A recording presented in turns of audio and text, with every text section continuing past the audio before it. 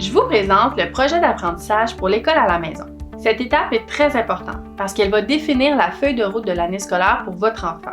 Plutôt que voir ça comme une courbe administrative, voyons comment on peut rendre cette étape qui va être enrichissante, mais surtout amusante. Sachez que dans le cadre des cours de groupe de la 2e classe, le projet d'apprentissage est fourni à l'inscription. Il va se trouver directement dans la classe. Il s'agit bien souvent de la première communication de l'année.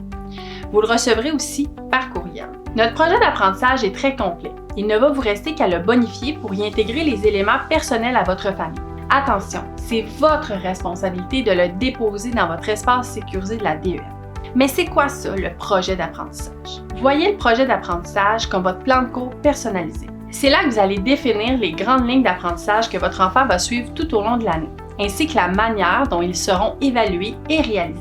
Vous allez trouver plusieurs gabarits disponibles, notamment sur le site de l'AQED ou celui du gouvernement.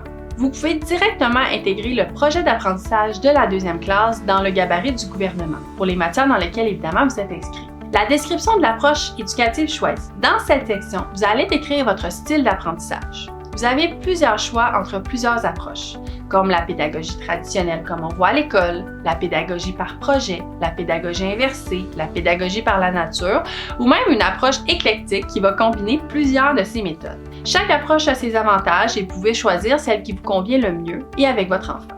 Dans le cadre des cours de groupe, on va utiliser l'approche pédagogique traditionnelle, mais on va aussi intégrer une approche pédagogique par projet et une approche pédagogique inversée. Le plan approximatif du temps alloué aux activités d'apprentissage. L'école à la maison demande une certaine organisation. Définissez si vous préférez une routine quotidienne avec des heures spécifiques pour les activités d'apprentissage ou si vous optez pour une flexibilité qui est plus importante en fonction des jours et des matières étudiées. C'est le moment de personnaliser le rythme d'apprentissage qui convient le mieux à votre famille.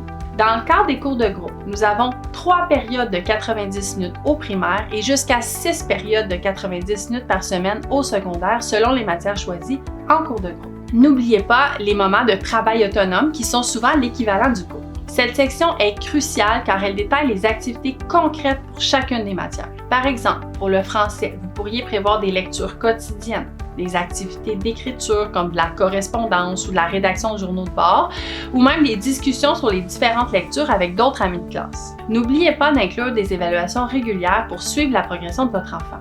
Et surtout, gardez toutes vos traces. Dans le cadre des cours de groupe, toutes ces informations vont se trouver dans le projet d'apprentissage qu'on vous fournit et qu'on vous a remis pour chacune des matières dans lesquelles vous êtes inscrit. Mais surtout, n'hésitez pas à le bonifier parce qu'après tout, c'est vous le parent éducateur.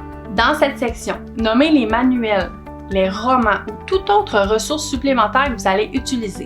Ça peut inclure des abonnements à des sites éducatifs, des outils interactifs ou du matériel qui est spécifique pour certaines activités, comme en sciences ou même en anglais. En conclusion, la rédaction du projet d'apprentissage devrait être un moment qui est agréable où vous pouvez vous impliquer avec vos enfants. Demandez-leur ce qu'ils aimeraient apprendre, ce qu'ils aimeraient lire ou ce qu'ils aimeraient explorer pour cette année. Vous allez voir, leur participation va augmenter leur motivation et va rendre l'apprentissage encore plus intéressant. Souvenez-vous que ce projet est flexible. Vous pourrez ajuster et l'enrichir tout au long de l'année en fonction des intérêts, mais surtout des progrès de votre enfant. Et voilà, ça a fait le tour pour le projet d'apprentissage. La prochaine étape sera évidemment de colliger toutes les traces d'apprentissage faites pendant l'année. Si vous avez des questions, n'hésitez pas à nous contacter au info@la2emeclasse.com ou au 514-307-1010. Bonne année!